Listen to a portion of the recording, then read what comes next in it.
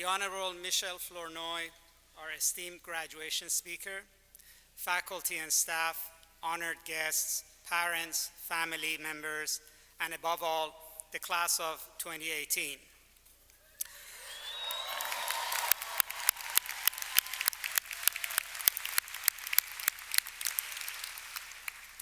It is my honor to welcome you all to the commencement ceremony of the Johns Hopkins University School of Advanced International Studies.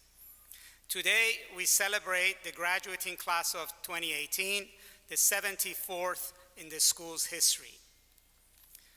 Hailing from 69 different countries, you created a truly global footprint inside and outside classroom. When you arrived, some of you wanted to pursue careers in finance, others came to learn to end conflict, foster peace, and promote sustainable development. Many of you intend to serve your country as diplomats and policymakers. The rich diversity of ambitions and goals is what makes you so special. All of you, in your difference, found a home here at SAIS, in our diverse community of globe-trotting polyglots, innovative thinkers, and passionate activists. When I joined the school 6 years ago, I immediately knew that I had arrived at a special place that is both connected to history and committed to shaping the future. 75 years ago, in 1943, when war raged in Europe and Asia, world leaders were thinking ahead, laying the foundations for a new international order as the anchor for peace and prosperity. A small group of distinguished government officials, business leaders, and academics became acutely aware of what was needed: a graduate institution that would prepare young women and men for leadership in that post-war world. From their vision, dedication, and personal commitment, the School of Advanced International Studies was born. We grew out of a period of transformation in the international order. Today, we meet at another such moment, fraught with uncertainty and yet ripe with new possibilities for change. A time when the forces of economic inequality, political uncertainty, environmental change, and conflict threaten peace, prosperity, and progress. And once again, all those decades later, we find ourselves on the threshold of forging a new world order. Your time at Johns Hopkins SAIS has prepared you to look at global issues critically, thoughtfully, and in the context of history and culture. The combined study of theory, rigorous economics, languages, and cultures has set our students and graduates apart from their peers for over 7 decades. For this, I would like to specially thank our dedicated faculty. It is their commitment to scholarship and passion for teaching that forms the foundation of the prestigious education you have received. But in the real world, you require more than just what you have learned in the classroom. Who you are as people is just as important as the policies you will create, the solutions you will find, and the institutions you will lead. That is why we pushed you beyond the classroom. You went to the Korean demilitarized zone where you met with government officials to discuss the Korea conflict. In China and Vietnam, you met with fish farmers whose livelihoods were impacted by climate change. You traveled to rural India to investigate the quality of life of eye care patients. And in Uganda, where there are over 1 million people living with HIV, you conducted a fact-finding mission to study the human rights of women living with the virus. The hundreds of events we hosted in Washington, Bologna, and Nanjing even further expanded your knowledge. You engaged authors, heads of states, war correspondents, central bankers, corporate leaders, and media moguls. You met with former National Security Advisor Susan Rice, who warned of the dangers of American disengagement in the world. European Parliament President Antonio Tajani discussed the future of the European Union, and US Secretary of Defense James Mattis outlined the new national defense strategy for the United States. This kind of experiential learning brought the world to you. For students of international relations, there can be no other way to learn. And practically speaking, we cannot afford to do otherwise. Every day, the news headlines remind us of the ever-present clarion call to those seeking safer, more equitable, and more just world order. Here, I recall the words of Tom Countryman, a career Foreign Service officer who retired from the State Department last year. In his farewell remarks to the diplomatic corps, he said, "What you do in this building tomorrow can mean another generation will live in a habitable world, can enjoy peace and liberty. It is now your time to do the same." People who can understand and translate the complexities of a changing world and can lead effectively with that knowledge in hand are needed now more than ever before. As you lead, remember that you will not be alone. Today, you become a life member of an incredible alumni association made up of talented and ambitious friends, classmates, and those who have come before you. Together, we form an impressive professional network, reaching the highest levels of policymaking, the private sector, and civil society. Among our ranks are former Treasury Secretary Tim Geithner, CNN anchor Wolf Blitzer, former Secretary of State Madeleine Albright, Nobel laureate Jody Williams, and the Honorable Sui Tiankai, China's ambassador to the United States. With this graduating class, the school's total number of alumni worldwide is now nearly 20,000. You will come to benefit from the generous support and guidance of this community. If there is one sentiment that uniformly defines our alumni, is their desire to serve. Your class embodied this by working with community organizations to serve those in need. You joined in club activities and much-needed cookie hours, while also diligently organizing school-wide activities like the International Dinner and the Cherry Blossom Ball. When we asked you what you most valued about your time at Johns Hopkins SAIS, many of you said the same thing: the chance to be exposed to so many different perspectives and people. In DC, you studied in the Nitsa Cafe, debating everything from nuclear arms treaties to American populism, all the while helping one another cram for the econometrics final. In Bologna, you enjoyed coffee breaks at the Giulio's, attended seminars on political risk, and traveled around Italy and Europe as often as you could. In Beijing and Nanjing, you celebrated the Chinese New Year up close while you perfected your language skills. And then there is everywhere in between, all of the other experiences that made your time here so fulfilling. Whether it was spring break in Puerto Rico or MAGP's capstone trip to Indonesia, these diverse experiences are what defines us and embody all that you have to offer the world. From this moment forward, know that you are no longer an outside observer to what is happening in the world. Rather, you are an intimate player in its destiny and will constantly search for ways to shape it. With that comes a great responsibility to be patient.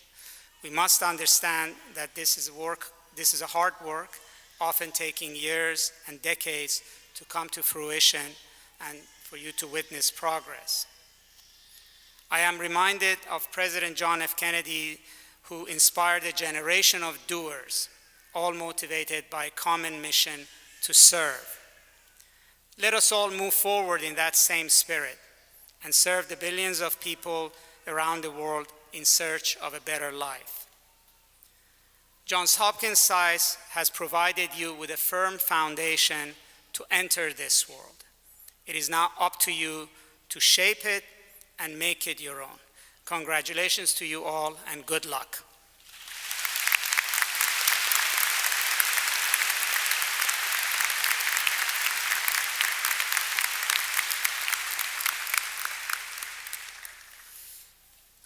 It is now time to present the 2018 Founders Award, which is given to individuals who have provided extraordinary support to the school.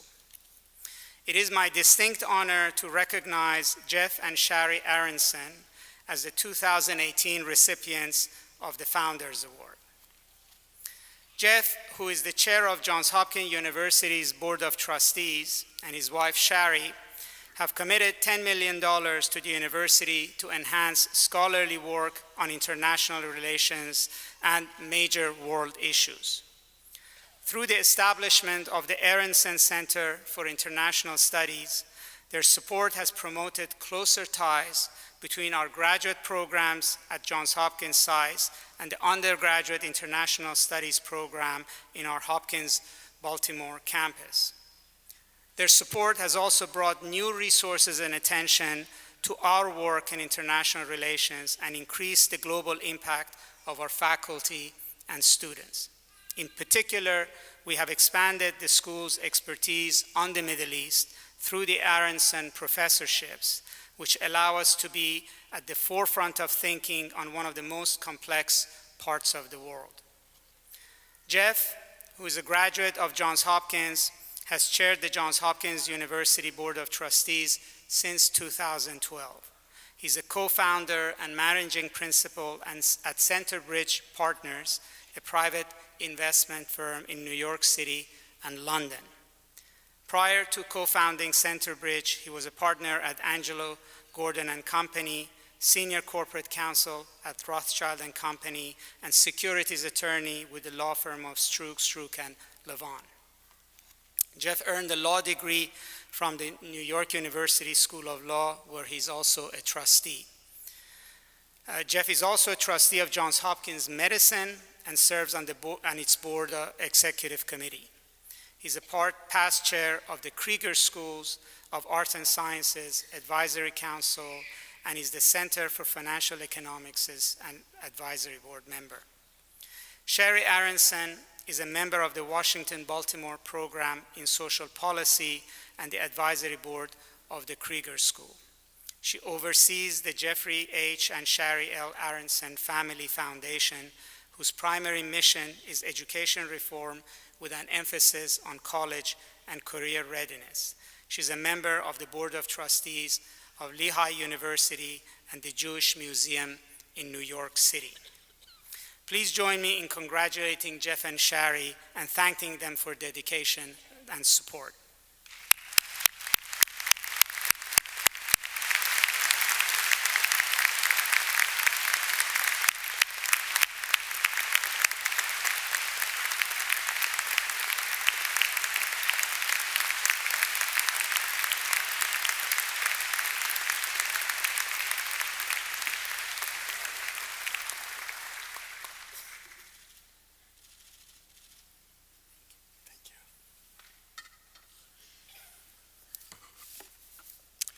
Thank you, Dean Nasser.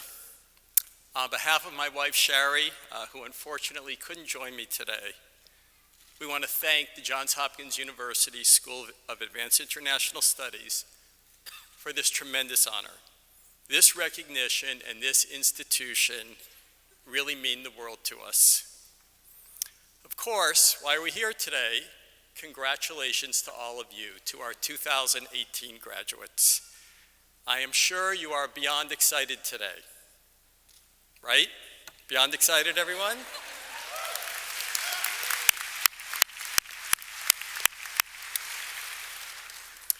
Today we are here to celebrate you, After all, we all know how hard you have worked to get here. Looking around, I can see many friends and families who have supported you along the way. Congratulations to all of you as well.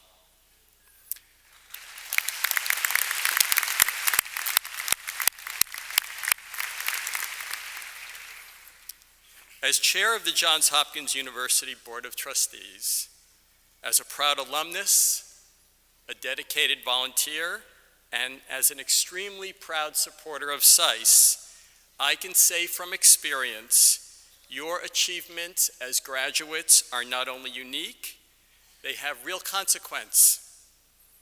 I've been fortunate to see firsthand the many contributions of SAIS and SAIS leaders around the world. I was in Bologna for the celebration of SAIS Europe's 60th anniversary in 2015, and in Nanjing in 2016 for the Hopkins Nanjing Center 30th anniversary.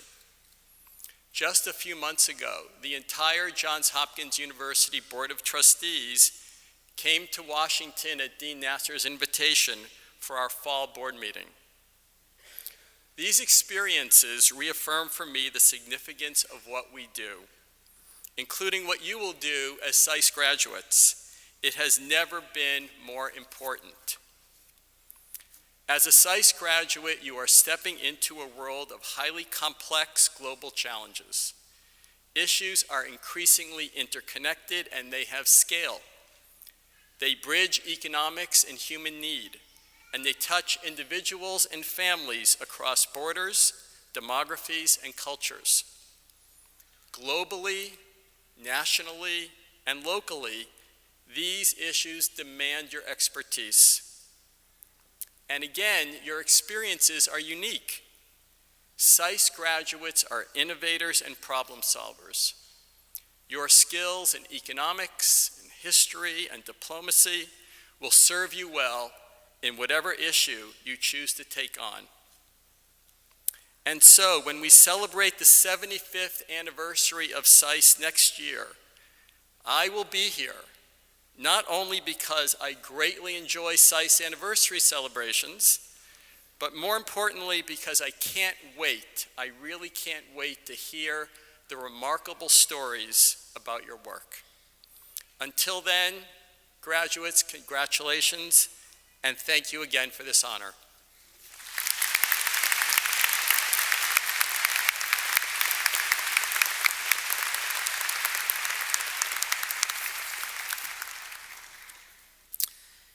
It is now my honor and privilege to introduce the 2018 Johns Hopkins SAIS Commencement Speaker, the Honorable Michelle Flournoy.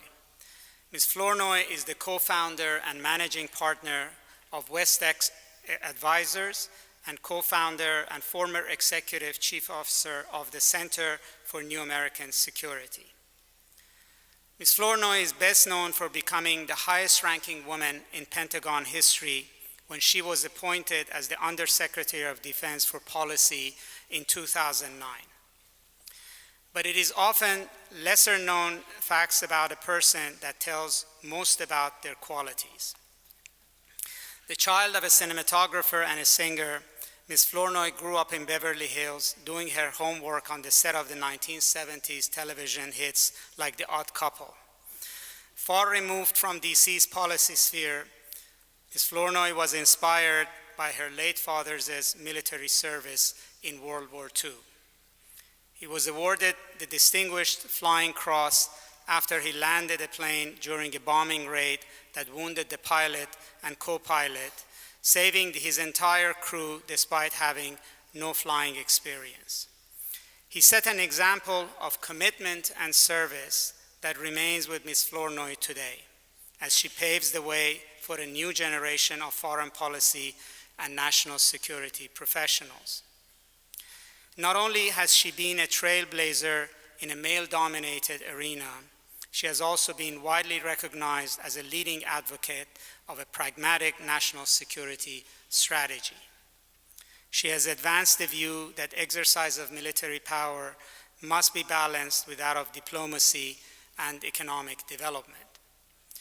Ms. Flournoy's leadership and influence on national security policy is the culmination of years of valuable experience across the public and private sectors. During the Clinton administration, she served as Principal Deputy Assistant Secretary of Defense for Strategy and Threat Reduction and Deputy Assistant Secretary for Defense Strategy. After serving as Distinguished Research Professor at the Institute of National Strategic Studies and as Senior Advisor at the Center for Strategic and International Studies, she co-founded the Center for New American Security, a think tank dedicated to developing national security policies. Ms. Flournoy co-led President Obama's transition team at the Department of Defense prior to assuming her role as Undersecretary. She was also a member of President Obama's Intelligence Advisory Board and the CIA Director's External Advisory Board. She graduated from Harvard University with a degree in social studies before moving to the United Kingdom to pursue a master's degree in international relations at Oxford University. Ms. Flournoy's dedication towards a safer, more stable world is undoubtedly a tribute to her father's memory, but it also exemplifies the same deep commitment that we wish for all of our students as they head out into the real world. Michelle, thank you for joining us. And students, faculty, and guests, please join me in welcoming Michelle Flournoy. Thank you.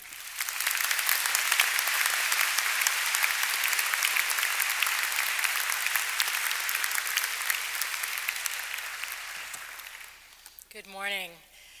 Dean Nasser, the Board of SAIS faculty and leadership, honorees, distinguished guests, students, parents, family, and friends, I am so pleased and honored to be with you today.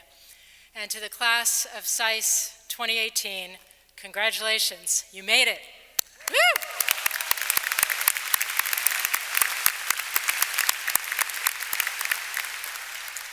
I know that most of you came to SAIS because you wanted to pursue a career in international relations, be it in government, multilateral institutions, nonprofits, or the private sector. Here at SAIS, you've been trained to be innovative thinkers and problem solvers with a truly global perspective, equipped to deal with the most critical challenges and take positions of leadership across the international domain. Today, you are graduating at a particularly challenging moment, both internationally and here in the United States. The questions that your generation of leaders must grapple with are both daunting and compelling.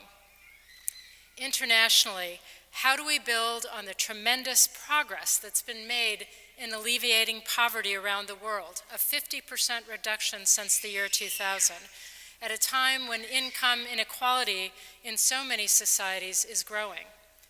How do we sustain and adapt a post-World War II rules-based international order, one which has provided the foundation for stability and economic growth in the face of rising and revisionist powers who want to rewrite those rules? How can we shore up democracies under threat from rising populism and authoritarianism? How can we band together as a global community to mitigate and hopefully reverse some of the effects of climate change? Can we successfully manage the multiplicity of transnational risks ranging from cyber attacks and terrorism to nuclear proliferation and pandemics? Can we limit the damage and recover from the recent decline in U.S. global leadership? And I could go on. Suffice it to say, the world needs your ideas, your skill, your creativity, and your leadership to address these problems going forward. Challenges also abound here in the United States. Can we arrest the increasing polarization in our society?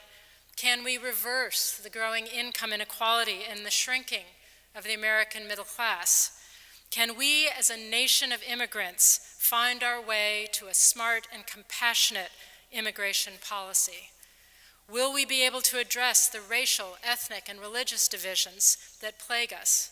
Can we restore the civility of our public discourse and the shared sense of citizenship? And will we make the hard choices necessary to put our economic house in order, to reduce our national debt, and live within our means? Even in the face of these challenges, there's reason for optimism. And I'd like to quote Senator John McCain, something that he said receiving an award last year. He said, "With all our flaws, all our mistakes, with all the frailties of human nature as much on display as our virtues, with all the rancor and anger of our politics, we are blessed. We are living in the land of the free, the land where anything is possible, the land of the immigrant's dream, the land with the storied past forgotten in the rush to an imagined future, the land that repairs and reinvents itself, the land where a person can escape the consequences of a self-centered youth, none of us have had that here, and know the satisfaction of sacrificing for an ideal, the land where you can go from aimless rebellion to a noble cause, and from the bottom of your class to your party's nomination for president. You are indeed blessed to be here in this exceptional country and embarking on the next chapter of your journey of service at this particular moment in time. Speaking at an event last year, former Vice President Joe Biden reminded us, it's only in moments of great change and upheaval, moments like this, that you have a chance to actually bend history just a little bit to the way you want the nation to be. At this challenging and consequential moment, we must all ask ourselves, how can I help to bend history? How can I serve my country and the world with integrity and commitment at this critical juncture in history? I'd like to share with you an inspiring quote from Marian Wright Edelman, the founder and president of the Children's Defense Fund. She once said, and I quote, "I was taught that the world had a lot of problems, that I could struggle and change them, that intellectual and material gifts brought the privilege and the responsibility of sharing with others less fortunate, and that service is the rent that each of us pays for living. Service is the rent that each of us pays for living, the very purpose of life, and not something you do in your spare time or after you've reached your personal goals." At a moment like this, when service in an administration or in your home country may or may not be possible for some of you, I would encourage you to think about service differently, not as a particular job or opportunity, but as a lifelong purpose. Today, I am here to implore each and every one of you to live and embrace a life of service. There are so many ways to serve your country, your community, and the world beyond serving in any particular administration or government. There's in the intelligence community, the foreign service, the civil service, the congressional staff, nonprofits, multilateral organizations, think tanks, parts of the private sector. Think about service as a journey.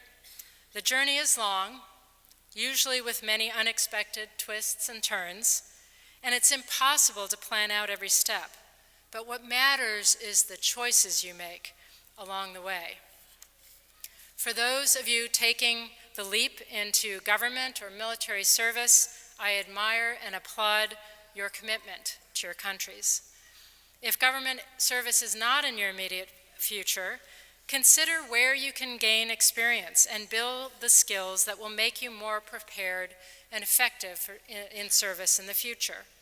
How will you serve when you're not in government? As you consider how to live a life of service, how to navigate your journey, I'd like to offer you some practical advice. I'd like to share 10 lessons that I've learned over the course of 3 decades between government, the think tank world, and the private sector. So, lesson number 1, find a mission that matters and pursue it with passion. When I finished my master's degree in international relations at Oxford, it was the mid-1990s, and it was the height of the nuclear saber rattling between the US and the former Soviet Union. It seemed at the time that if we didn't figure out a way to solve that problem and constrain the nuclear arms race, we wouldn't be around to solve any other problems. So I dove into the world of nuclear arms control, and that was my mission that matters for the first decade of my career. So I'd ask you, what is your mission that matters? What would give you a sense of purpose and get your heart beating a little faster as you get up each morning? Where are you passionate about making a difference? Years later, in 2008, when President Obama asked me to co-lead the transition at DoD, I was reminded of the importance of mission in a different way. I arrived at the first transition team meeting, we were all feeling very proud of ourselves, to find a huge banner that was hung over the auditorium, and it read, "No ego, no drama, this is not about you." It was an important reminder that we were not there to burnish our resumes. We were not there to advance our own careers. We were there to be part of something greater than ourselves. We were there to serve the American people. It was about the mission, not us. And it reminded all of us to approach public service with a healthy dose of humility. Lesson number 2. Go after your weaknesses, don't just play to your strengths. As you graduate and head into the professional world, now is a good time to undertake an honest self-assessment of your strengths and weaknesses, and to address any areas that might prevent you from reaching your full potential. I'll give you a personal example. When I was a young researcher at a think tank in Washington, my boss pulled me aside and said, "Michelle, you are a very gifted analyst and writer, but it's clear that you are terrified of public speaking. You avoid it like the plague, and if you don't conquer your fear, it's going to hold you back." He was absolutely right, and I was devastated that he had noticed. He then offered to help me.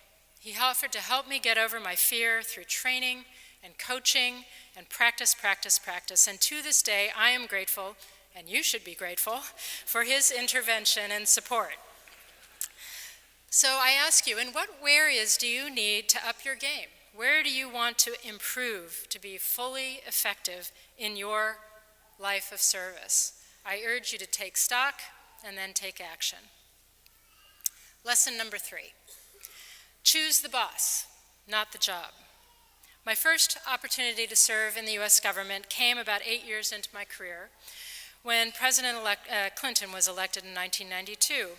2 of my former colleagues were going into the administration and asked if I might be interested in working for them. One of them was offering me what seemed like the perfect job description, the chance to implement a nuclear threat reduction initiative that we had worked on when I was a research fellow at the Kennedy School. The other job would take me way out of my comfort zone, helping to establish a new strategy office in the Pentagon, but I'd be working for Ted Warner, a legendary mentor of young people. At that point, I got a critical piece of advice. Choose the boss, not the job. Choose a boss who will invest in your professional development, who will give you increasing levels of challenge and responsibility, who will be a true mentor and champion.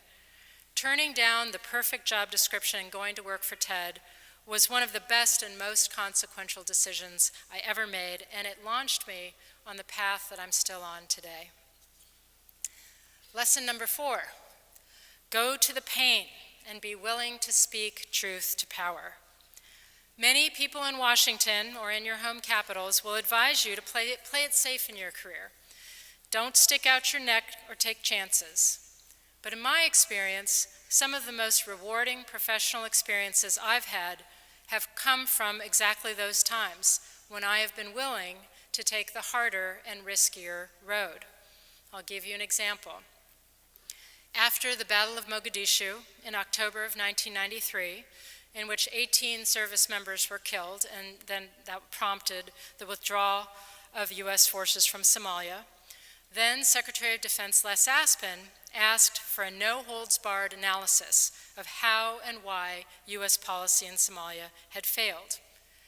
That assignment fell to me and my team in the strategy office. As we painstakingly reconstructed the record of how the U.S. mission in Somalia evolved over time, the disconnects between policy and oversight and operations began to emerge. It soon became very clear to me that I would be the bearer of bad news. I would have to tell several four-star generals, the Secretary of Defense, and members of the National Security Cabinet where they had made mistakes, how those mistakes had led to the loss of American, not to mention Somali lives, and what lessons we should learn. And I realized in that moment I had a choice: pull my punches and keep my job safe, or speak truth and risk angering some very powerful people and losing my job. After much soul-searching, I chose to take the risk of speaking truth to power, and I have absolutely no regrets. That lessons learned study became the basis for a new presidential decision directive that fundamentally changed how the Clinton administration planned for and executed complex contingency operations in subsequent arenas like Haiti and the Balkans. It also established my reputation in the Pentagon and more broadly as someone who is willing to take personal risk to do the right thing. Lesson number 5, be yourself as a leader. Authenticity is the coin of the realm. I was recently speaking to a conference on women in national security out at the Naval Academy where my son's a midshipman, and a young woman in the audience stood up and asked if she could wear pink in a professional environment and still be taken seriously. And I asked her, "Do you like wearing pink?" She said, "Yes, I do." And I said, "Great, wear pink." And I just want to note that I am wearing pink today.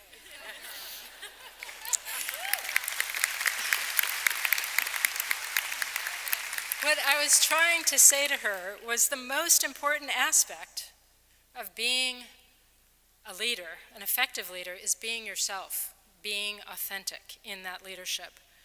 People smell inauthenticity a mile away, and it is deadly. Fortunately, effective leadership comes in many styles and flavors, whether it is the quiet thought leadership of a Bill Perry, the dry wit and steely reserve of a Robert Gates, or the ebullient charisma of a Leon Panetta. Figuring out your own personal leadership style is one of the most important tasks before you, so get after it. Lesson number 6, be an inclusive and empowering leader. When it comes to safeguarding our national security and democracy, I believe we need a national security cadre that looks like America, full stop. One that is diverse in gender, ethnic, and socioeconomic backgrounds, in experience and perspective. All of the business literature tells us that the more diverse boards and management teams are, the better decisions they make and the higher the performance of their organizations. I certainly witnessed this firsthand around the Situation Room table, as President Obama created an environment in which diverse voices and different perspectives on a problem were welcomed, and even the most junior person was empowered to speak up. Dissent was not only tolerated, it was actively solicited. Creating this kind of leadership climate is essential to sound decision-making. So is empowering your team to take initiative in their areas of responsibility and then holding them accountable for the results. Your job as a leader is to enable others, to enable your team to be their best, to do their best work. Number 7, be a mentor. One of the most surefire ways you can make a difference and have an enduring impact in your field is to mentor others. Now, some of you may be thinking, it's too early for me to be a mentor. I'm still looking for mentors in my career. But it's never too early to start. Somewhere out there is a young person who is dying to get into SAIS. You can mentor them. One of your classmates may be trying to work for the organization you worked for last summer. You can help them. Another might benefit from getting advice and counsel from someone you already know. Make the introduction. You can serve others starting now. I'd like to share a personal story of a dear friend and colleague, Sean Brimley, who died suddenly of colon cancer in January at the age of 40. For 15 years, Sean was my right-hand man. We worked side by side in many capacities, and he was my closest collaborator. At his funeral service, I had the opportunity to give a eulogy, and there was a point where I stopped and I asked people in the congregation to raise their hands if at some point in their life Sean had been a mentor to them. Nearly 200 hands went up. Sean was 40 years old. Sean's habit of mentorship, it was a habit, had a much more enduring impact than all of the brilliant reports and policies that he helped to develop. It is one of the most important and rewarding aspects of a life of service. Lesson number 8, never stop learning and growing in your life of service. If a job is no longer challenging you, if you no longer feel like you're learning and growing, maybe it's time for a change. Life is too short to stand still or tread water for too long. Perhaps that conviction came from losing my father too young. He was just 54 and I was just 14. After his death, I had an intense sense of the fleeting and precious nature of our time on this earth. And it's made me a seeker, someone who wants to live and give as fully as possible. I like to say that if the learning curve of a new job or endeavor doesn't look like Mount Everest at the start, it's not going to keep your interest for very long. That's not to say that every job needs to feel like climbing Mount Everest every day. That would not be sustainable. But there are peak experiences that stretch and test and reward you in new ways. And then there will be periods when it's time to regroup. And as Dr. Kissinger used to say, repack your intellectual suitcase during his times out of government service.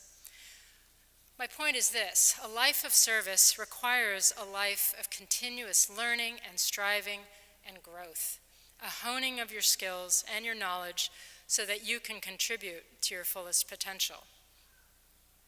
Lesson number 9, we're almost done.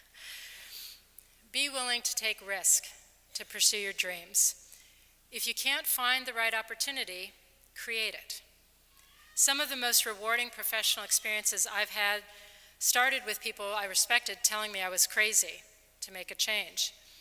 The first was in 2007 when Kirk Campbell and I decided to leave one of Washington's most esteemed and well-respected think tanks to start our own, the Center for New American Security, or CNAS.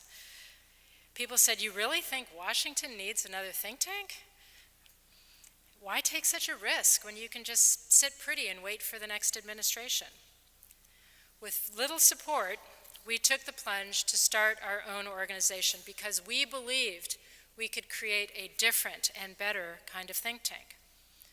11 years later, today, CNAS is one of the most influential national security think tanks in Washington and in the United States, with an unrivaled record of launching young people into public service. Sometimes being an entrepreneur is the best way to make a difference. So if you come to a point in life when you're not satisfied with the opportunities before you, consider creating your own. Lesson number 10, and this is the last one.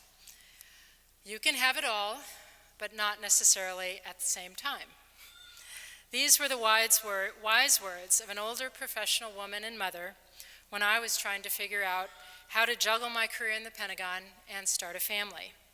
Her point was this: over the course of a lifetime, it's possible to have a challenging and fulfilling career and a happy family life. But there are times when you'll have to make trade-offs on the work front or the family front. Balancing the demands of home and work is a dynamic, ever-changing process, something that's always being renegotiated. In my own experience, it's been a bit like a sine curve, with periods where professional demands are quite high, and when I've had to ask my family for understanding and sometimes forgiveness, and other times when I've been able to devote more time to my children while keeping my career motoring forward, although perhaps in a lower gear. The key to all of this has been to choose wisely, to choose a spouse who is truly a partner, fully supportive of my career, and fully engaged as a parent of our 3 beautiful children. So I'd like to conclude with a call to action for each of you. In these challenging times, your service and your commitment to that service are more important than ever. So I urge you, step up, don't opt out. Be like the first responders who run toward the disaster rather than away from it. Find a way to make a difference today, in 2020, in 10 years, in 20 years. Find your mission that matters and move forward with your life of service. In 2009, at the signing of the Edward M. Kennedy Serve America Act, President Obama issued a call to action that I think still resonates today. He said, "We need your service right now, at this moment of history. I'm not going to tell you what your role should be. That's for you to discover. But I am asking you to stand up and play your part. I am asking you to help change history's course. Put your shoulder up against that wheel. If you do so, I promise that your life will be richer, our country will be stronger, and someday, years from now, you may remember this as the moment when your own story and the American story, or the story of your home country, converged, when they came together and we met the challenges of a new century. So class of 2018, it is up to you. Your next chapter in your life of service starts today. Make it count.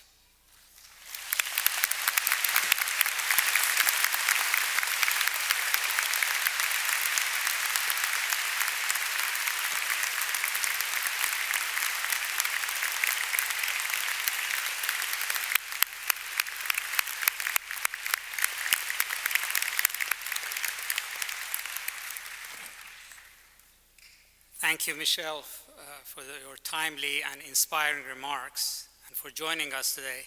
I only wish you'd been my commencement speaker. The class of 2018, it is now time to award your degrees, the moment you have worked so very hard for since you first applied to Johns Hopkins SAIS.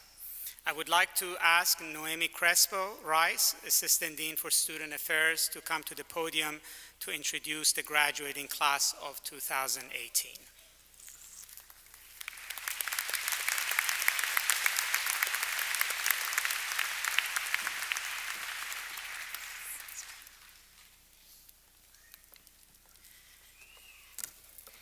It is my pleasure to now present the candidates for the Master of Arts.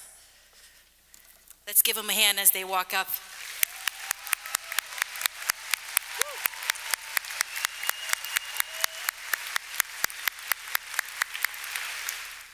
Sara Abdella El Khalasi.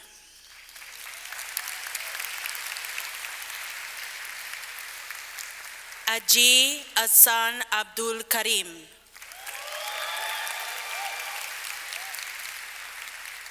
Evan Accardi.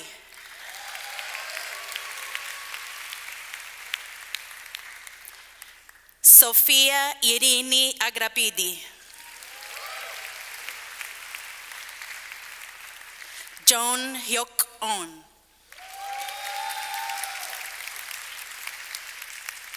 Daniel Evan Aiken. Miguel Algarín.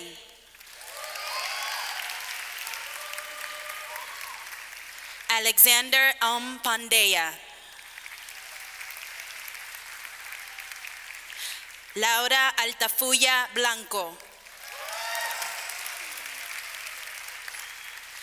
Juan Bernaldo Álvarez. Raghav Anand.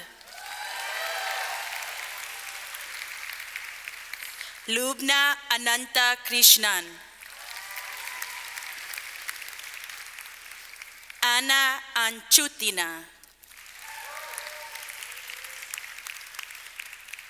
Eleanor Dana Anderson. Alec Ansusina.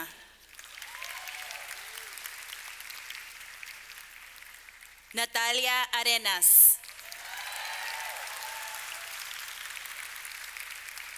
Simón Alejandro Arias. Jordan Arndt. Karina Asbjornsen.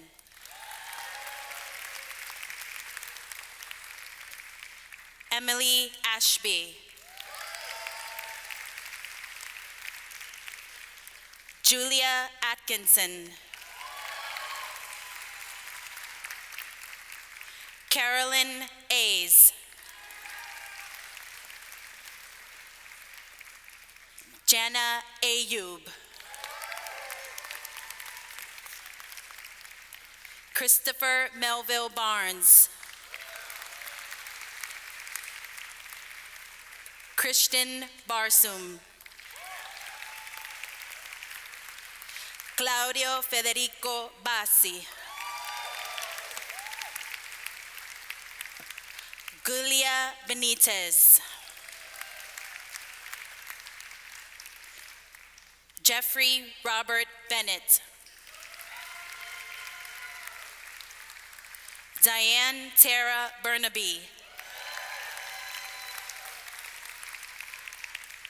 Toms Bernard Callahan. William Eli Berger. Daniel Dixon Blaine. Savannah Jordan Blaylock.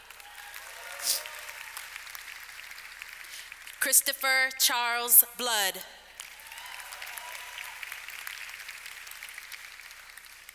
Ryan James Boone. Rafael Busquet. Courtney Kaiser Bradley. Alec Brodsky. Kaylin Brown. Clarice Linier Brown. Charlie Brewer. Kristen Marie Buchanan. Brenna Buckstaff. Emily Ruth Calvert. Quinn Paget Campbell. Francesco Calzoni. Chen Yifei Tsao. Lorenzo Carrieri. Kristen Ann Caspar. Jonil Sungjin Cha. Patira Chalad Manakul. Rebecca Chanis. Grace Leanne Chow. Alexis Ariel Chapman. Philip Charlemagne. Manaj Chowdhury Palacios.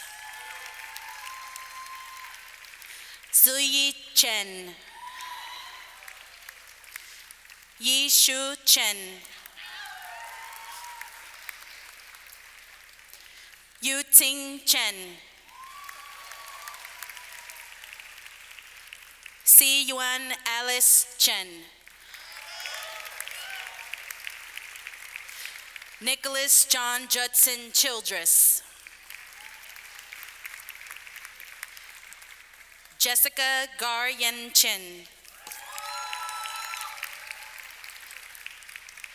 Michael Chioki. Michelle Choi. Wan Chen Lila Chung.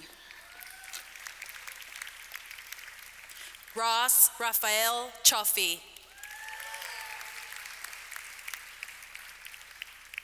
Edward Collins Chase. Emily Cooper.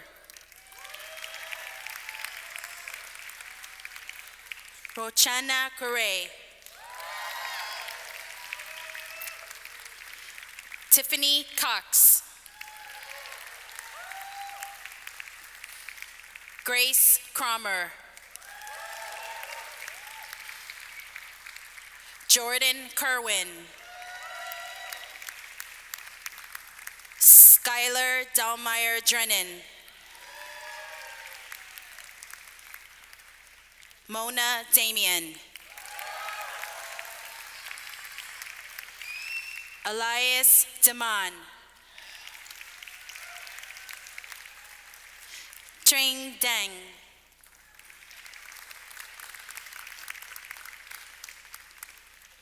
Shreya Das. Ashwarya Davis. Théophile Delepas de Sansonon. Ali Dellen.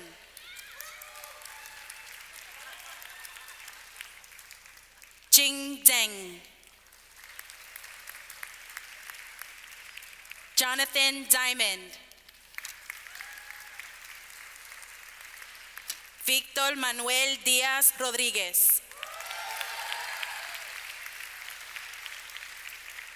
Eleanor Grace Dickens. Kevin Dong. Maria Paula dos Santos Oliveira.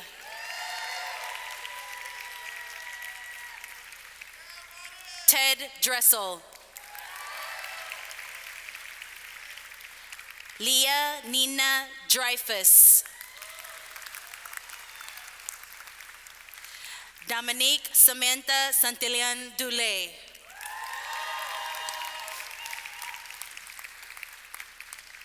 Jonathan Inenche Igage.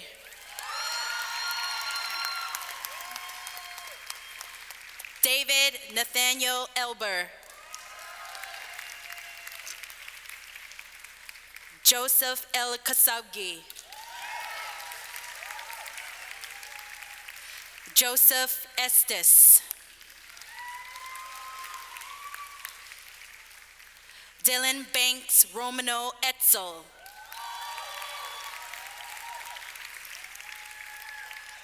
Yen Fan. Reinuka Feng Tong. Michael Fadinsky. Christopher Alexander Fernandez. Catherine Newell Finnegan.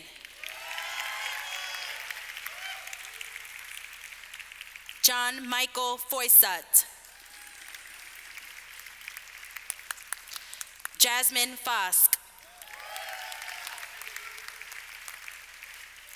Elizabeth Lee Frankie. Julie May Gabato.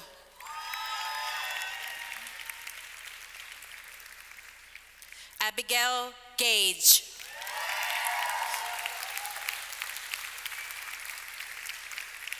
Edmund Galiz.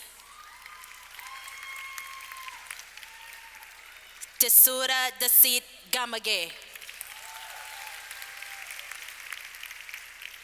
Camille Lenora Gardner.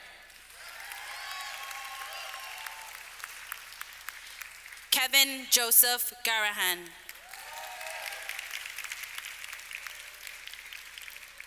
Andrew William Garwitz.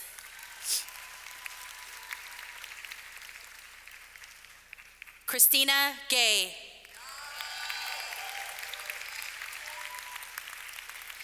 Chin Yi Gu.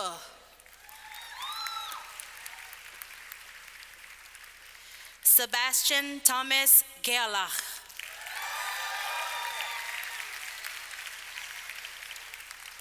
Brian Gilday. Elizabeth Goffey. John Golightly. Wen Huan Gong.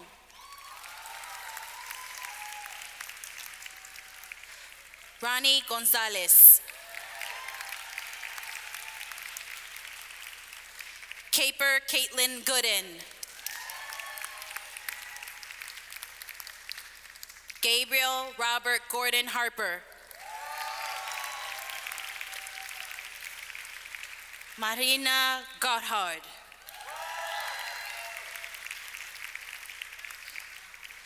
Antonia Sophie Gramzama. Allison Grande.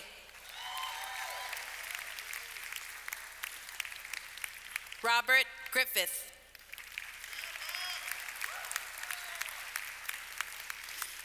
Hugh Trimble Grigorite.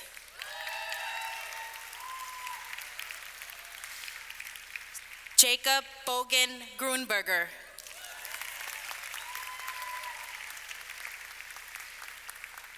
Diana Guggenberger.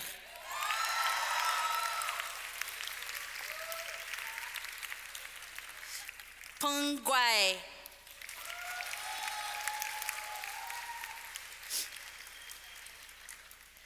Shiana Amrita Gunasekara.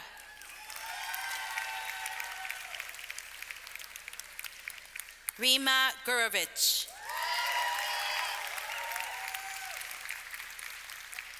Hidetaka Hamada.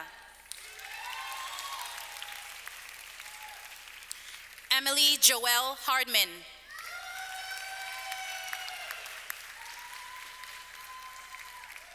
Grace Elizabeth Hardy. Thomas Jeffrey Held.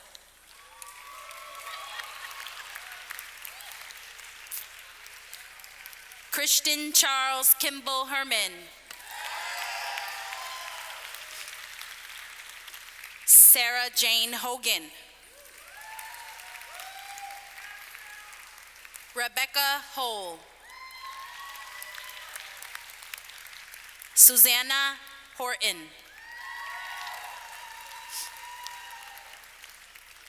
Aaron Huff. Sydney Allison Hulabach. Sarah Hudson. Lisa Martine Jenkins.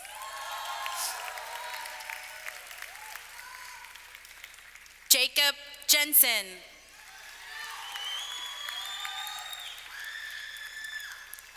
Danny Donghyun Jun.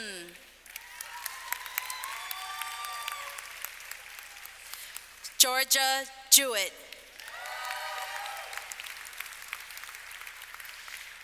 Jingwei Jia. Chun Jin.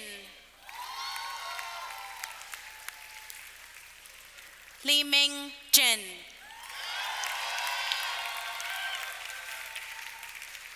Byung Nam Jin. Peter Jewell. Elias Kalotikos. Philip Camper. Sunder Johan Kanan. Scarlett Cow. Natalie Kaplan. Ignatius Randy Kasasi. Amar Khalid. Paris M. Khan. Yuri Kim. Jae Young Kim. Adela Woo Jung Kim. Grace Bona Kim.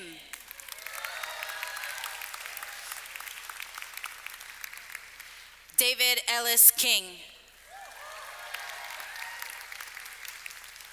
Bryn Keppen. Lambrini Colios. Matthew Kosman. Sarah Kuhalani Noya.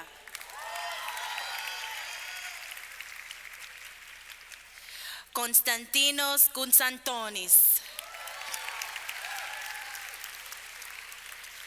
Catherine Laura Crudis. Hannah Margaret Kyle. John Austin Lafferty. Emma Doyle LaFountain. Eric Manyik Lau. Shanae Lee. Hannah Lee. Greg Dong-U Lee. Tyler Lee. Mike Lee. Shu E. Lee. Hansam Lee. Mung Yi Lee. Dong Ling Lee. Yi Wen Lin. Biying Leo. Zhao Leo.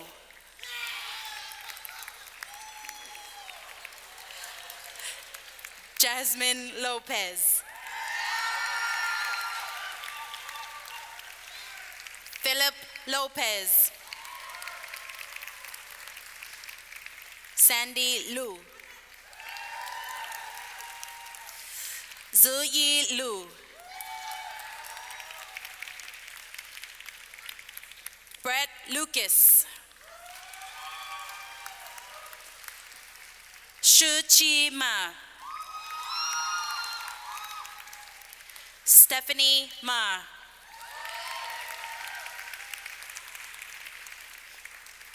Jacqueline Mahler.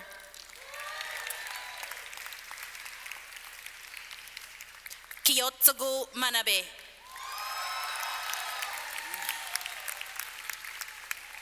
Kuji Mao.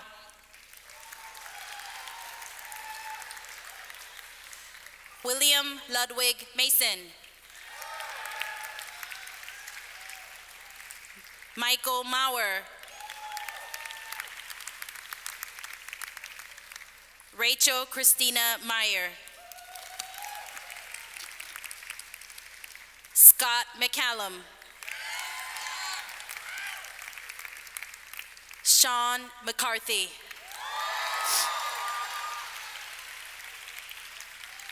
Brendan McCartney.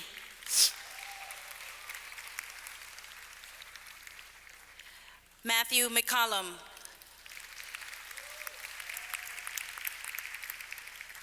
Norman Edward McKay.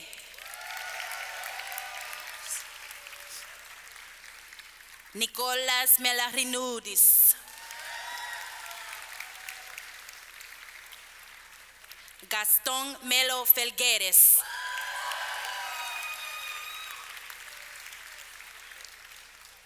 Utpala Menon.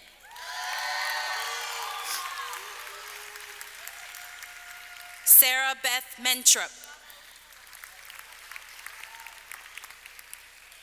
James Valentin Mersal. Gaetan Mertens.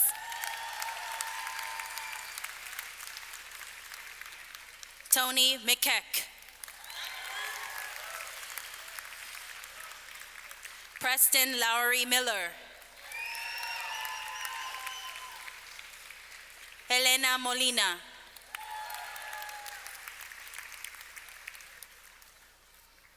Pietro Morabito. John William Murta. David Meyerson. James Nadell.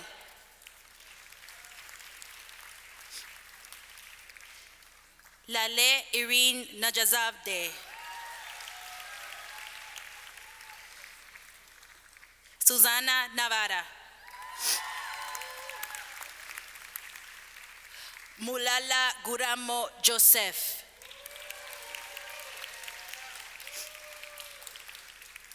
Datton Wayne. Colin Lee Nichols. Ariane Noir. Sean Michael Norris. Cole Novats. Pambi Anzunga.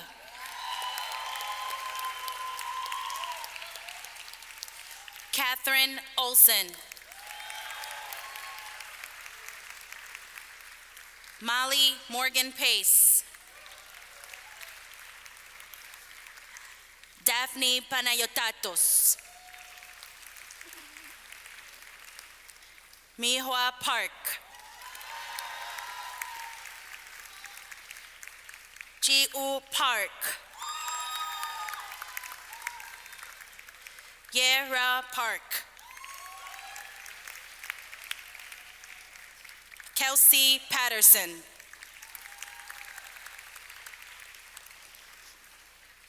Adam Chandler Patterson.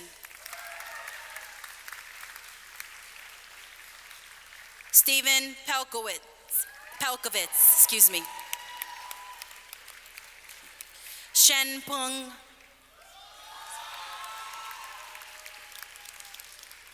Veselina Pencheva. Christian Pereira.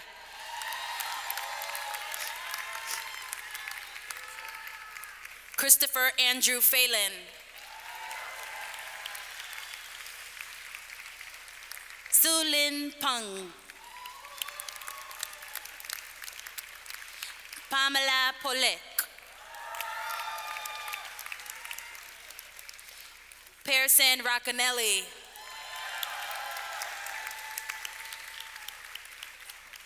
Shweta Ramachandran.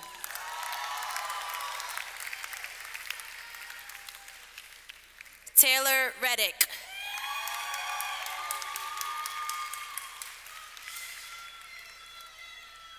E. Ren.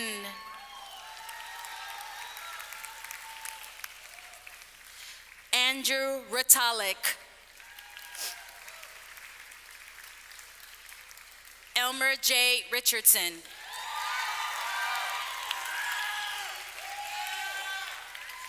Irena Rivera Calderon.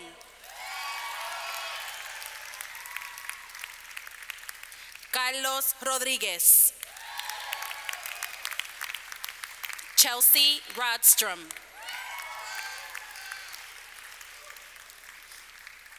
Lindsay Ross.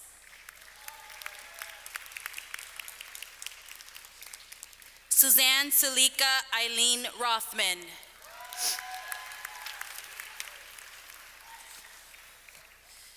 Helen Michelle Russell.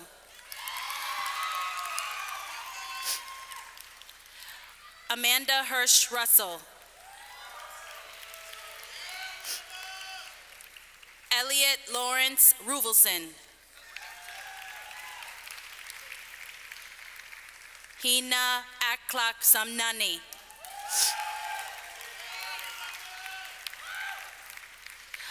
Porthi Chaitanya Sate.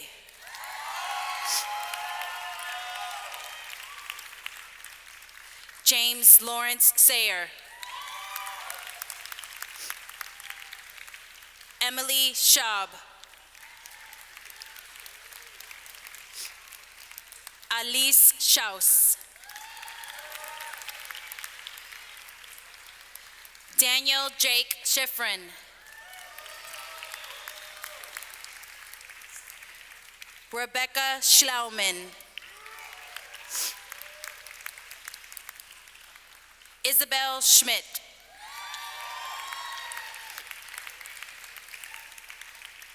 Jane Bennett Schott. Marika Schouten. Kyle Schutt. And Aaron Schwartzbaum. Pablo Scuticchio.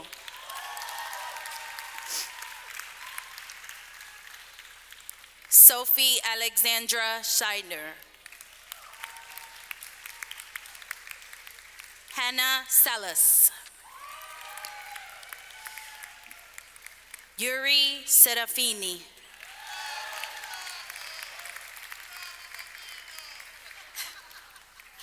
Naveed Shahidi Najad.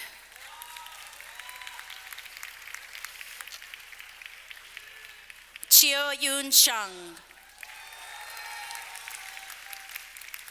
Xuan Xiao. Sonia Sharon. Sharad Sharma.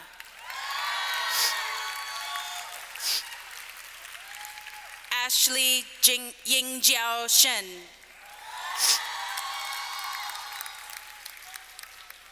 Grace Shin.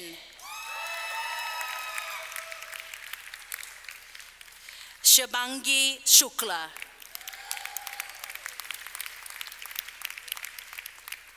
Lauren Seidner. Eduardo Silva.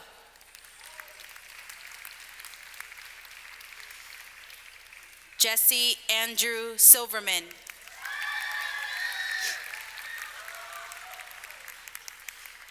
So Yoon Sim.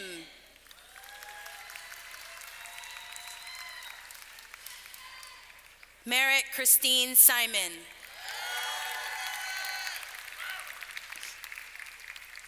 Anchu Singh. Natalia Renee Slavny.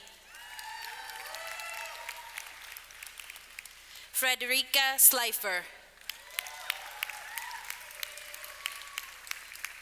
Scott Sloat.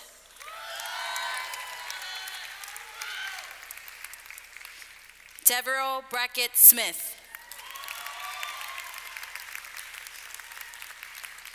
Aaron Smith. Melanie Snail.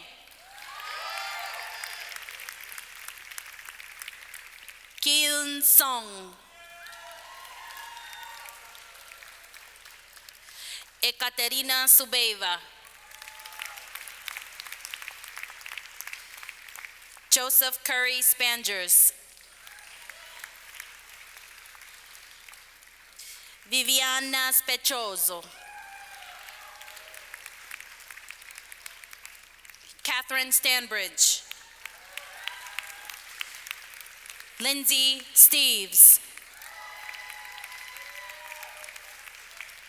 Audrey Cassandra Stinon. Ian Strawbridge. Xiao Hui Sun. Yu Shuang Sun.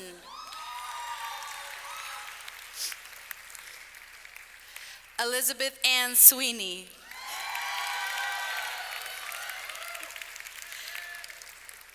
Amanda Emily Stein.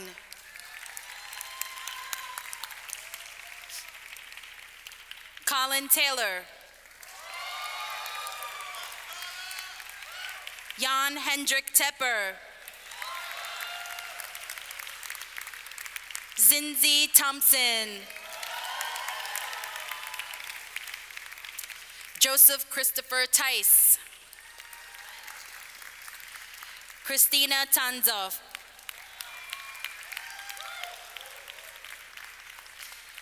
Eddie Quach Chung.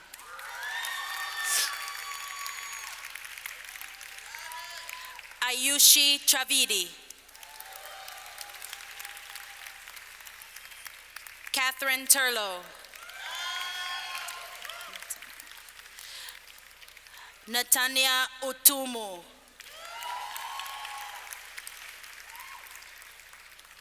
Emmanuel Vasson.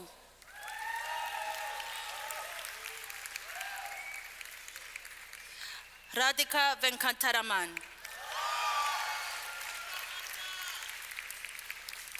Pablo Villal. John Walsh. Chen-Wen Wong. Xiaocheng Wang. Kai-Wen Wong. Tang Wang. Wu Ching Wang. Chun Wang.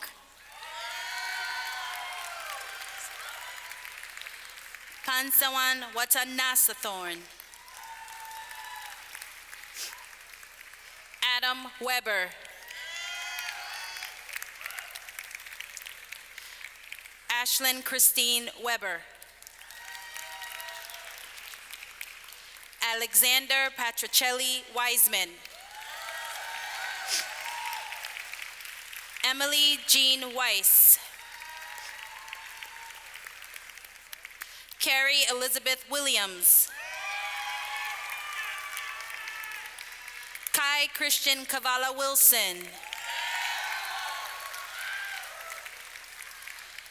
Jan Paul Viringha.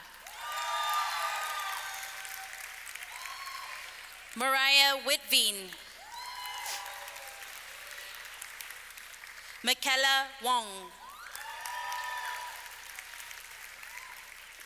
Anna Mary Woods.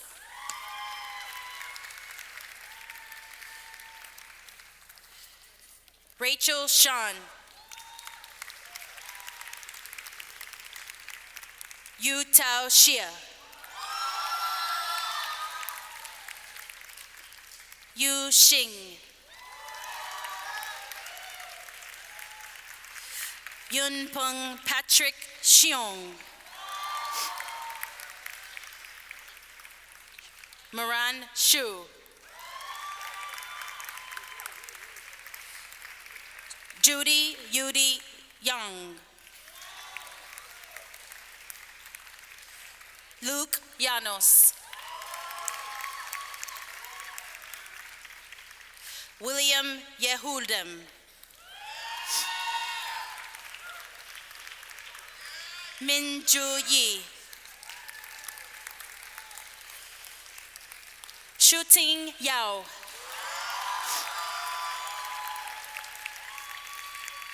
Yin Yuan. Anna Zahn. Carolyn Zechter. Shaha Zahra. Kun Jung. Ro Yao Jung, excuse me.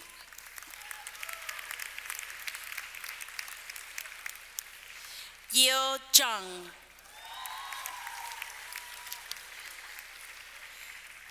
Eugene Jung. Tai Lee Zhou. Yixuan Zhu.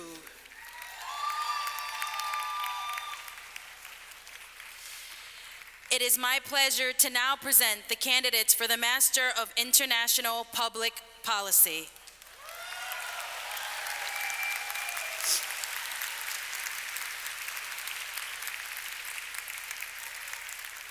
Aleham Alawaj. Mohammed Alrakan. Tagreed Alrashek. Thomas Jason Armstrong. Jody Barth. Eric Matthew Bell.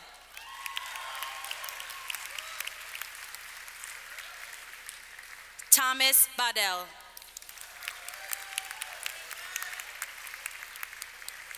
Timothy Madison Brooks. Aaron Cavazos.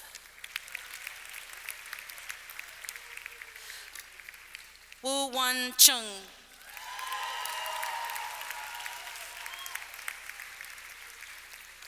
Vasilis Alexander Koutifaris.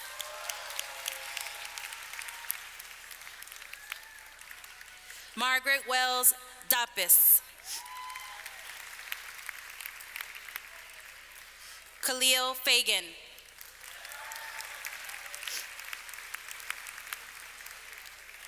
Jacob Grobe. Chang Yun Han. Patricia Hoyes. Brogan Ingstad.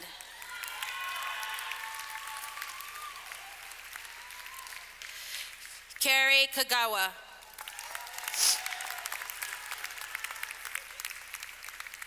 James Lambright. Michael Linnington. Joshua Magnuson.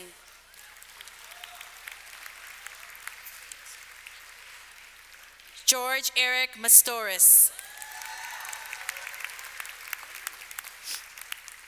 Michelle McGinnis. Paul Joseph Milas.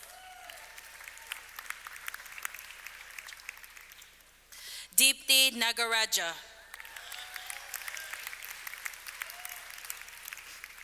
Benjamin Nurki. Kormung Gemini.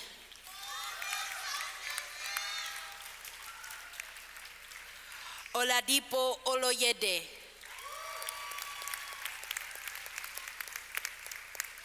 Manuel Ortega Diaz. Mona Oswald. Anton Rushakov.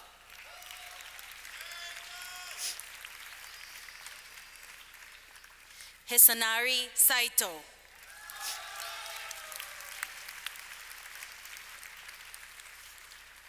Didi Dan Sandeman.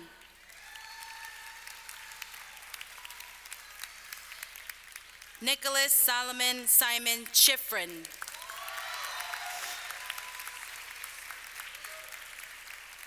Mark Paul Friedman Serber.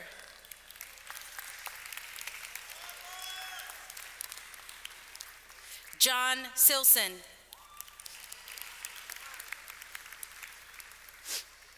Christopher Smith. David Salamini. Jayalakshmi Srinivasan.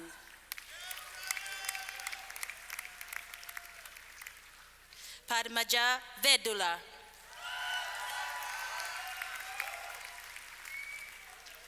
Margaret Warner.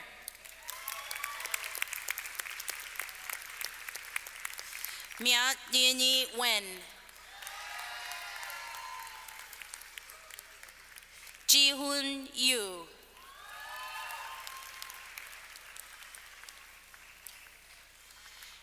It is my pleasure to now present the candidates for the Master of Arts in International Economics and Finance.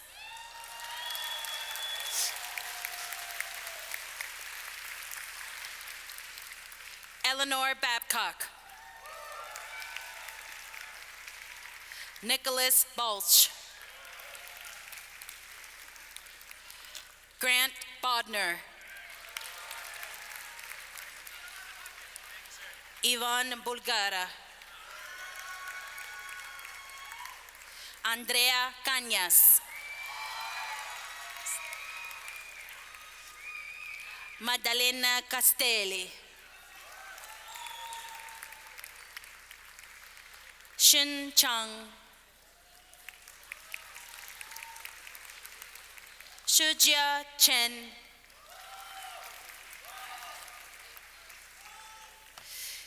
Kale Klingenpeel. Romina Ferreira. Yanapoli Fofana. Prachi Ganu.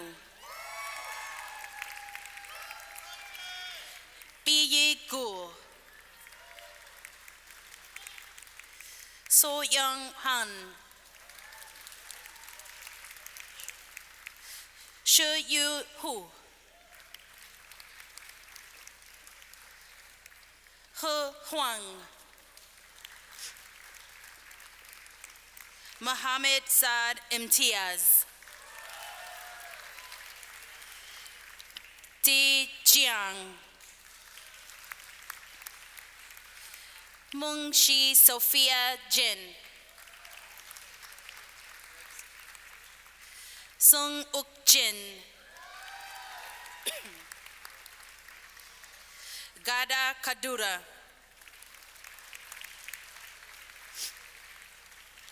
Sarp Kalfa.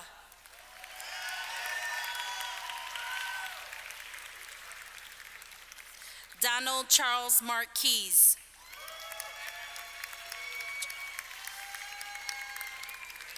Hajung Kil.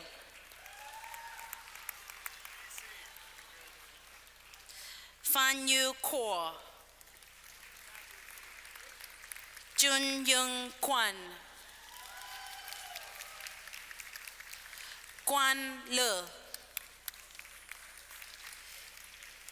Jae Ri-young Lee. Kun Lee. Roshin Lee. Ken Matsumoto.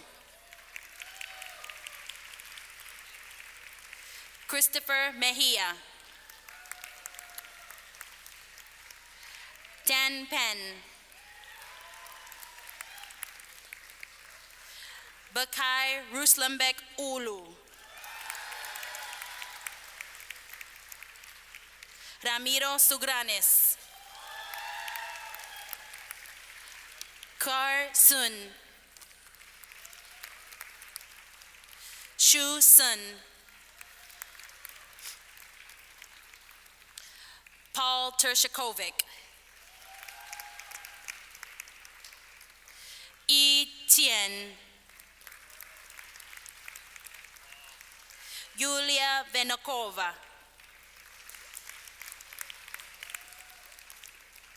Brady Wong.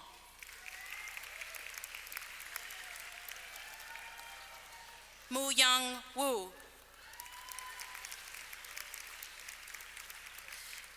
Yang Oxiang Yu. Guan Hua Zhang.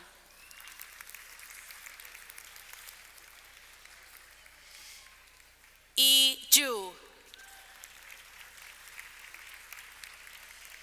Tianle Zhu. Chinwe Joa. Mung Joa To.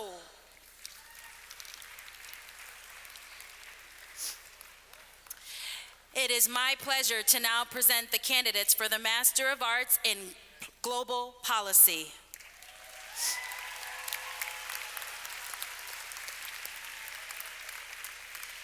Adam Joseph Bennett.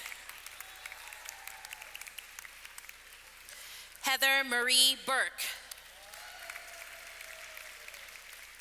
James Andrew Cangelosi. Tara Kem Dorenzo. Chris Donahoe. Rachel Hisa Fetro.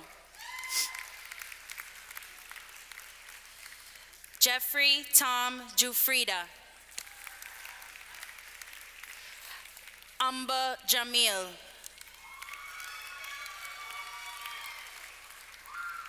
Stephanie Jang. Jason Jones. Delia Kashat. Alexi Lefevre. Johnny Michael. Heather Lynn Phillips. Jessica Lisette Rodriguez. Adrian Joy Raleigh. Nicholas Sadowski. Patricio Violini. Lucas Wood.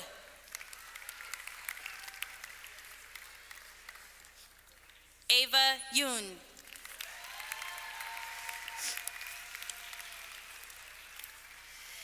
It is my pleasure to now present the candidates for the Doctor of Philosophy.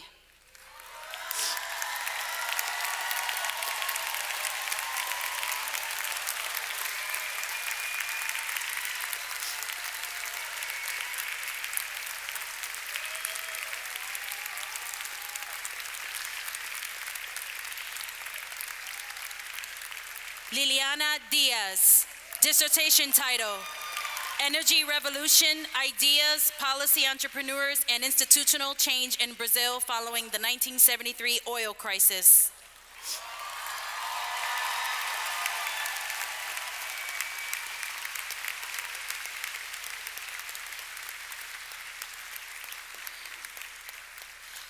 Andrea Virginia Jackson, dissertation title, When and Why Do Men Obey During a Civil War? A study of organizations competing for control in Afghan communities.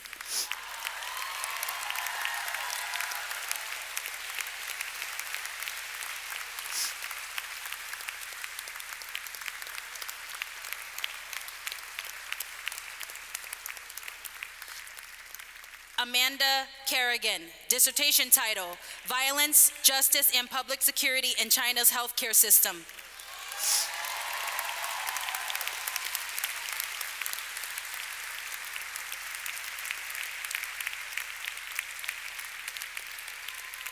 Ji Hyun Lee, dissertation title, International Systemic Barriers to Green Development, Green Industrial Policy and Non-Tariff Barrier.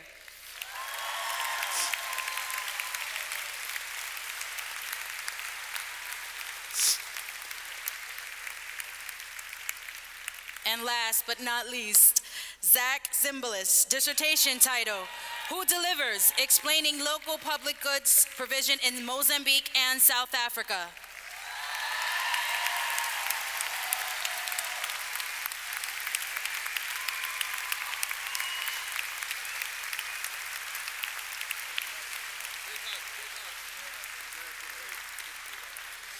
Please join me in congratulating all of our graduates.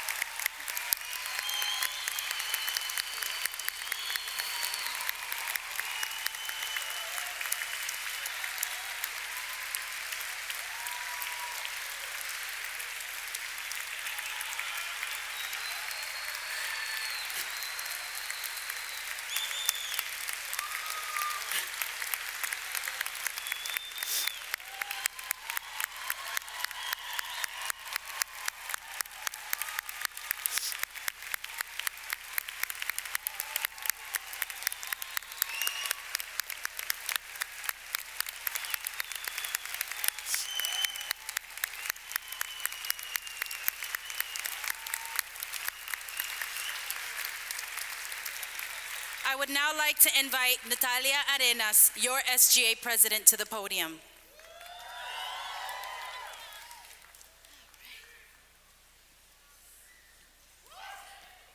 Today is a big day. Well, many of you know that I had trouble finding the words of what to say on our graduation day. And not because I'm ever at a loss for words, because y'all know me, that's just rarely ever the case, but because I felt that in 5 minutes, I honestly just couldn't do our SAIS experience justice. This year on student government, we've worked to build community outside of the classroom, relay your feedback and opinions to the administration, and offer support to enhance your overall SAIS experience. But one of the greatest takeaways from my experience on SGA was getting to know our class. I mean, really know our class. And in this room, there's a lot of talent, drive, ambition, and a whole lot of personality. And what I discovered throughout the year is that we're really all so different. And so was our SAIS experience. Whether your journey was a year long, took 2 years, or took some several years, SAIS meant something different for all of us. For some, it was about starting fresh after a few years of work and transitioning into a completely new field. For others, it was a lifelong dream about attending one of the top international relations and international economics schools. And for others, it was a steadfast journey to squeeze out every tuition dollar and scavenge for free food at all of the events. You know who you are. But just like our experiences at SAIS, today also represents something different for everyone. This past year in my discussions with many of you in the SAIS Cafe, group study rooms in NHTSA, and in between class breaks, I've learned something about what today means for a lot of you. To some, today represents the fear of the unknown. For others, it's excitement for the challenges that lie ahead. And for some of you, it's truly a bittersweet day knowing that we have some pending see you laters for people we now call family. Whatever your thoughts and reflections are on this day, I encourage you all to think about what you'll do with who you've become, the knowledge you've gained, and how you'll seek to answer the questions still left unanswered. Never forget the people in this room that helped you become who you are and those that challenged you to think beyond what you thought was possible. But most importantly, let us never forget why we chose to enter this field. Today from our speakers, we've heard that we're entering a world of uncertainty, and I've personally heard from many of you too that we're entering this phase of our careers in a time that seems like the world's in a really scary place. But it's during these times and the challenges that lie ahead that we need to remind ourselves what our initial motivation was for entering this field. Whether you go on to work in the private sectors, international organizations, NGOs, or for your governments, remind yourself in times of distress or what might seem like defeat, why you pursued a career in international relations and what your vision for the world was. We've built a community at SAIS with people equally as passionate about contributing to the world that we live in. We come from different backgrounds, speak different languages, and have different perspectives. But at SAIS, we've come together to learn from each other, challenge one another, and try to find that common ground. I want to thank all of you for honestly giving me the opportunity to serve as your president this year. Thank you for your patience, and thank you for understanding. And to the families and the spouses and the friends in the audience today, congratulations to you all too, because today you also graduate with us. And to the faculty behind me, I'm not done yet, but they deserve an applause. But to the faculty behind me that inspired us and challenged us, thank you for preparing us for anything. But finally, my people, the class of 2018, congratulations to you all for reaching this milestone in your lives. You all have a lot to be proud of, and I'm excited to see where life takes every one of you.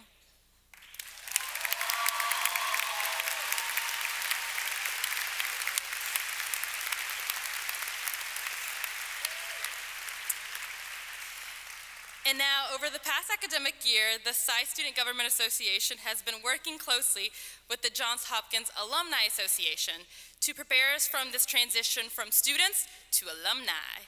So I would now like to welcome to the podium Mr. David Yaffe.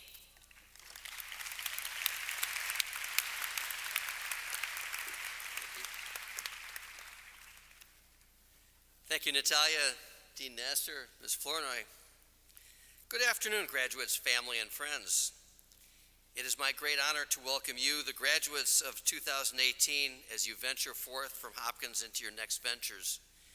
As president of your university, Alumni Association, I'd like to suggest that not only has Johns Hopkins prepared you to venture into the world, but Johns Hopkins, through its body of just over 215,000 alumni in the U.S. and throughout the world, may continue to provide you with support, leads, and companionship if you stay in contact and indeed plugged in. Think of the Johns Hopkins Alumni Network and Association as a platform of alumni that have shared personal and professional interests with you, whether they graduated from SAIS or any one of the other 8 divisions. This network includes regional chapters, events, and programs, as well as affinity groups that grew from and are sustained by your organic common interests. We currently have more than 30 affinity groups ranging from aerospace to food, women in business and in government, healthcare to law, outdoors to entrepreneurship, and so on. If you have an interest in a group of alumni, a group of friends with a common interest, come speak with us about plugging into or starting an affinity group. Johns Hopkins School of Advanced International Studies is an innovative leader for education in international relations locally, nationally, and globally, and today you become part of the nearly 75-year-old Johns Hopkins SAIS Alumni Association, as well as the more than 130-year-old Johns Hopkins University Alumni Association. The strength and legacy of your school is truly extraordinary, and you are joining an accomplished global network of over 19,000 alumni who reside in places all over the world across 6 continents. Join your fellow alumni by attending or planning an event, by talking to your colleagues, friends, and prospective students about your experience, and by remaining in touch with your professors and classmates. You can do that the old-fashioned way by picking up the phone, writing a letter, or sending an email, or perhaps in a more comprehensive way by taking full advantage of Go Hop Online, our platform, as well as the other social media outlets that the Alumni Association actively maintains. And you can use these means not only to forward your interests, but to give back to Hopkins and those students following you by mentoring and by other activities. If you take away nothing else from my message, please consider Johns Hopkins as part of your lives, even if you are no longer on campus. Look out for each other, open doors for each other, and help each other become successful. Your purpose in life as a graduate of Johns Hopkins is simply this: to make the world and your community a better place. During your time here, many of you have contributed something to society, but my question is, will these efforts be sustained after you leave? Ask yourself, is my work ever truly done? As I offer my congratulations to all of you and wish you the very best, I hope this will be the first of many opportunities where our paths will cross. And as you go out and celebrate, remember that you are always a Johns Hopkins graduate. Now I would like to invite Peter Lewis, Vice Dean for Academic and Faculty Affairs, to the podium to present the student awards. Thank you.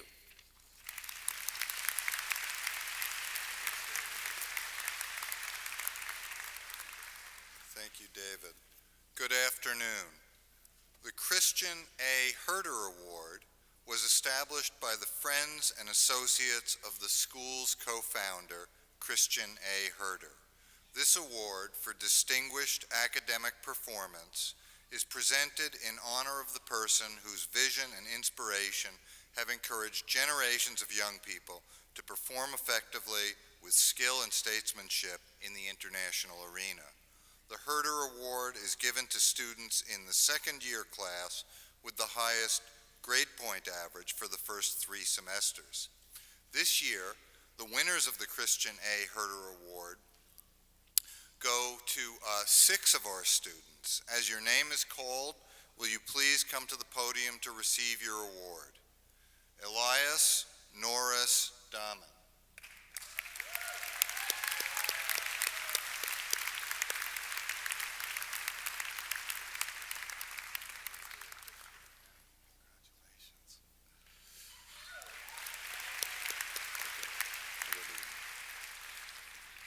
Brendan Chase McCartney.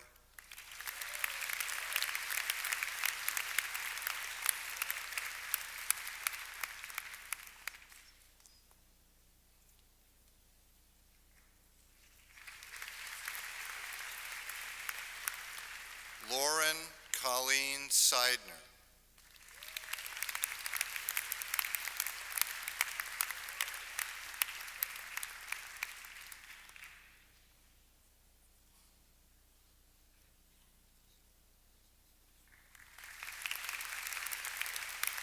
Emily Jean Weiss.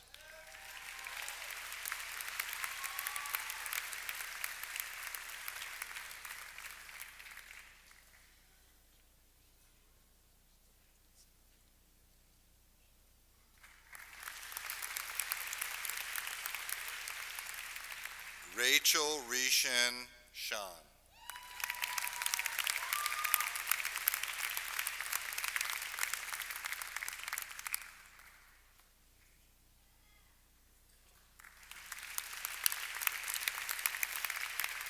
And not present today, Hao Zhang. Congratulations. Do you want to get a picture?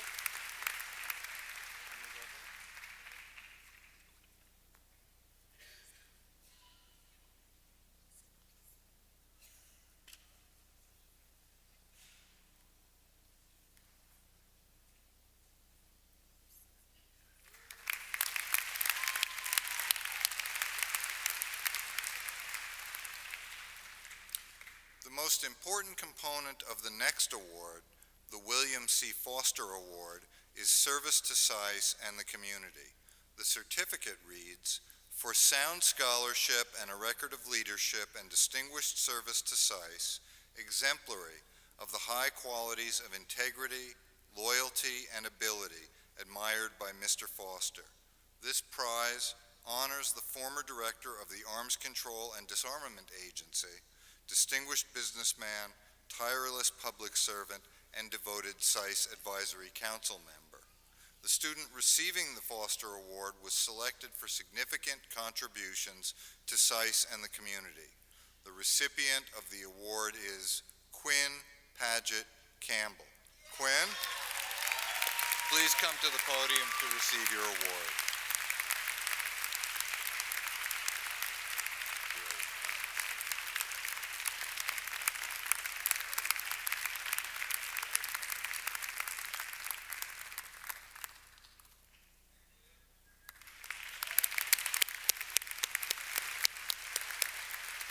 Congratulations to all the student awardees.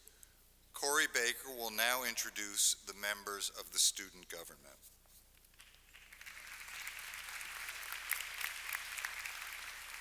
Good afternoon, everyone. In recognition of their dedication and hard work, we would like to acknowledge the members of this year's Student Government Association and give them each a small token of our appreciation. Please come to the podium and stay at the front of the stage for pictures as I call your name. Natalia Arenas, President. Mu-Ran Shu, Vice President. Chio-Yun Shung, Treasurer. Alice Chen, Programming Chair. Dominique Samantha Dulai, SAIS Europe Representative. David Ellis King, Hopkins Nanjing Center Representative. Jae Young Lee, MIEF Representative. Wu Chung, MIPP Representative. Margaret DePice, MIPP Representative.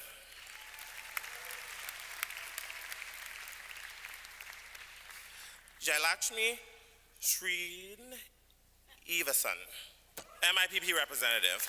Y'all pray. And not represented today, Kyle Walton, MIPP Representative.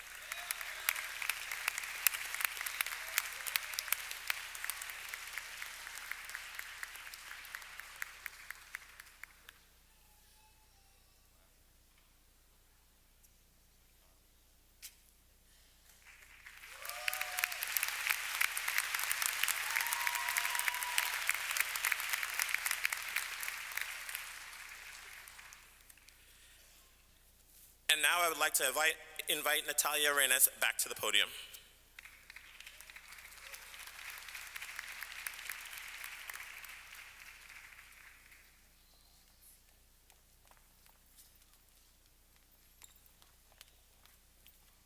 I'm back, y'all.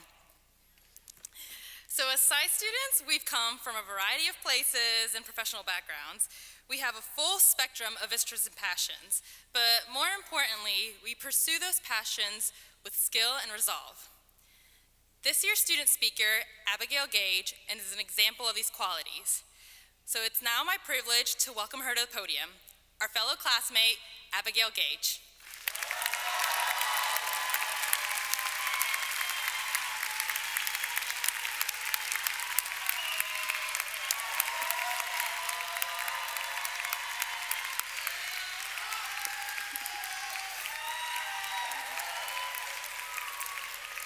Dean Nasser, Ms. Flournoy, faculty, staff, our incredibly patient family and friends, and my fellow graduates. We're now approximately 2 hours and 10 minutes into this ceremony, and a reception awaits, so I will offer one observation and one request. Today, we close our time at Johns Hopkins SAIS, yet it is neither an end nor a beginning. We merely have taken another step along the many divergent paths, brought together briefly in pursuit of an education, an intensive 1 or 2 years of study for the sake of learning, but also, especially for the MAs, we need a master's degree to qualify for entry-level work plus 7 to 8 years of experience.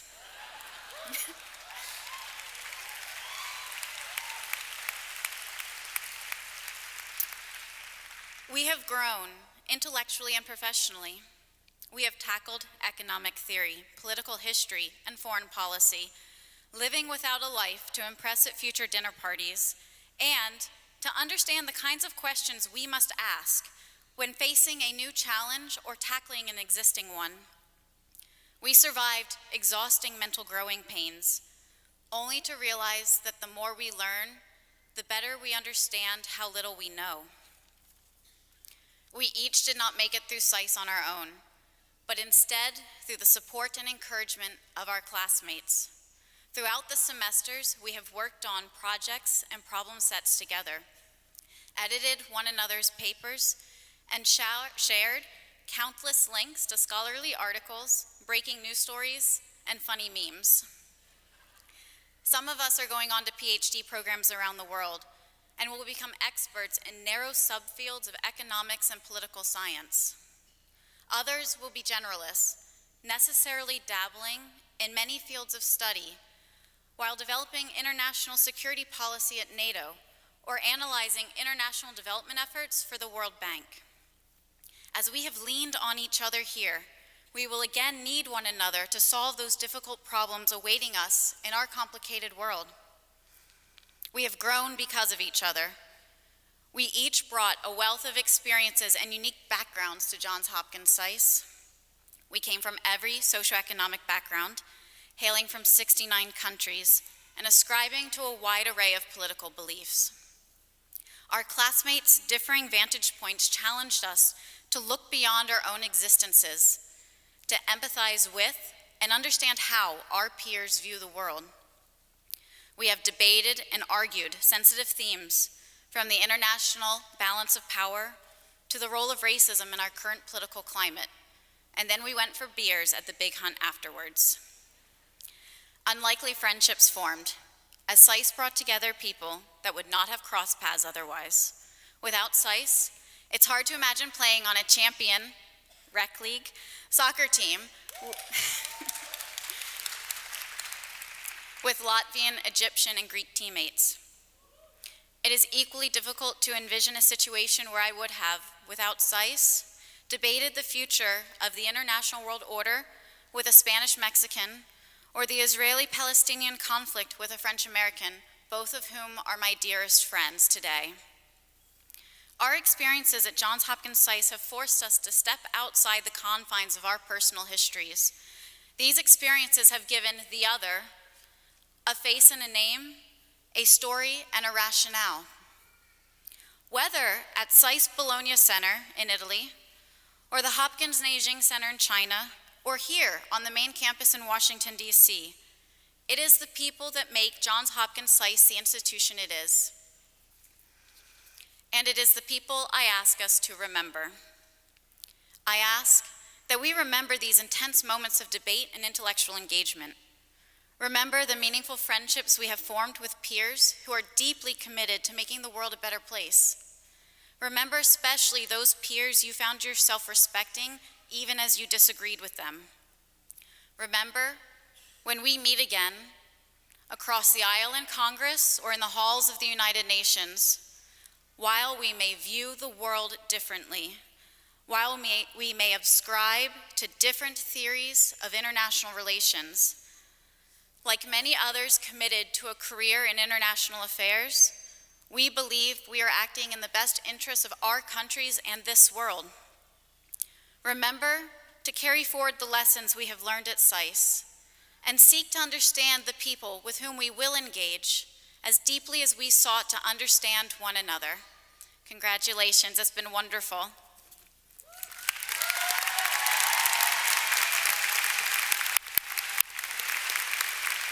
I'll have to wear that out. Oh, that's right, that's right.